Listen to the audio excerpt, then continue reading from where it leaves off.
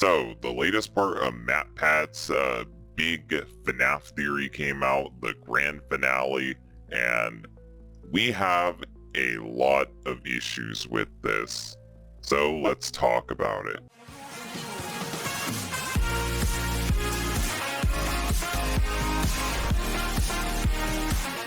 So MatPat wrapped up his latest grand timeline, and let me just say now, it contradicts itself a lot. It takes a lot of leaps in logic. It basically comes off as fanfiction 2/3 of the time, and I really just don't like it in general. I don't want to spend like 20 minutes shitting on this, so I'm just going to explain some of my biggest problems and be done with it, and then tell you what we think was actually happening. So in MatPat's theory, he establishes that someone needs to take over Fazbear Corporation when Henry and William dies. He says that it would be William's wife, even though he already established in the theory that William's wife hates him and doesn't want anything to do with him, but then she wants to take over the company and bring back her kids and bring back him? That makes no sense to me at all. I will never understand that. She's literally bringing people back from the dead. Also, it never mentions how she gets Remnant from the AR animatronics. Is it like Monsters Inc. now, where if you make people happy, you can take the Remnant? Because I was under the assertion that Remnant comes from killing people. But who knows? Who knows? Maybe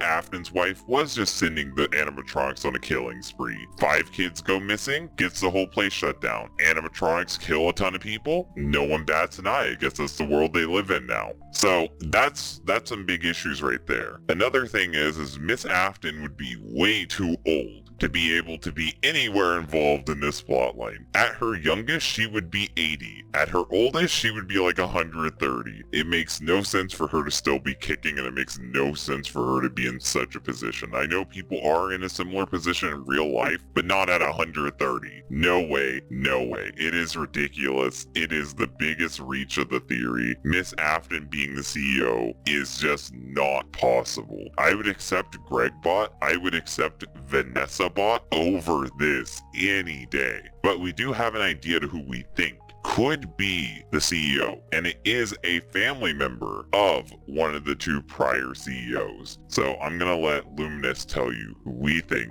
might actually be in charge of the new Freddy's. The thing wrong with his theory is that he thought Afton was still tied to the business. Afton was long dead before Henry, yet Michael nor Miss Afton never bothered to get involved. The business was co-owned, so you think one of them would have gotten involved at some point after Afton died, but they didn't. Henry was the only one running the company at that point, and he was the one who brought it back, breathing more life into it. So if anyone was going to be running the company from either of their families, it should honestly be someone from Henry's family. Who would it be, though? His daughter's dead, and his wife would probably also be too old to take over. In the books, Henry also has a son, although he does become distant from him after his daughter dies. We think his son would probably be the one in charge. The ages would line up. He would have reasons to be distant from Fazbear's and not care about it, but he could still use it to try to make money instead of just selling it off, since it was something his father was passionate about and helped create. He would have access to Henry's designs and be able to get his animatronics mass-produced like we see in AR. Yeah, that really makes sense. I can't think of anyone but Henry's son being left to take over the company if we do want to say that it is a family business. Henry's son is very distant from his father, so it would make sense why he would be very critical and cynical towards his legacy, and would be even willing to poke fun at his dad and the tragedies that happened to him and his family. It would make sense why he would be willing to monetize this stuff, because he doesn't really have any emotional ties to it, and it kind of ruined his life to begin with. Plus, it would make sense to why they're able to make near perfect replicas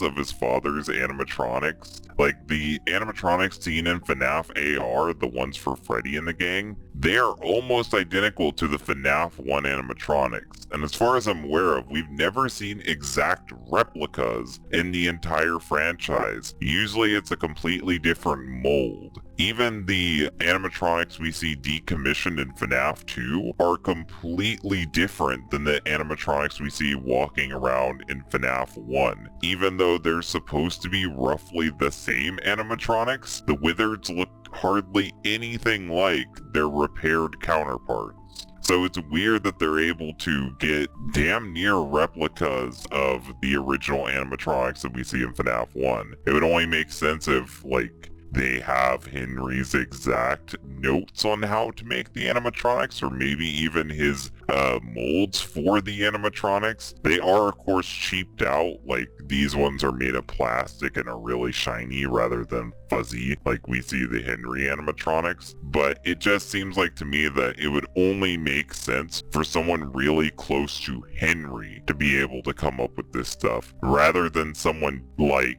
Afton's wife. Like, I don't think Afton's wife would ever care about Afton at all, and she shouldn't be desperate for money because she should have money still. So it makes no sense for her to be next of kin, and it really makes no sense for anyone but a descendant to take control of the company. And the only known descendant is Henry's. So that's why we think that Henry's son might exist in the games, and that is the least far-fetched thing I've heard in a while introduced from the books to the games. Tell us what you think in the comment section down below. Who do you think is running this corporation from behind the scenes? If you like this FNAF video, please hit that like button. If you know other people that like FNAF, share this video to them. It will help everyone out. It'll help this channel grow. It'll help get some new exposure to us. And if you guys want to see more stuff like this, you should hit that subscribe button, hit the bell, do everything that YouTubers tell you to do, because it actually does help out and it helps us make more content like this.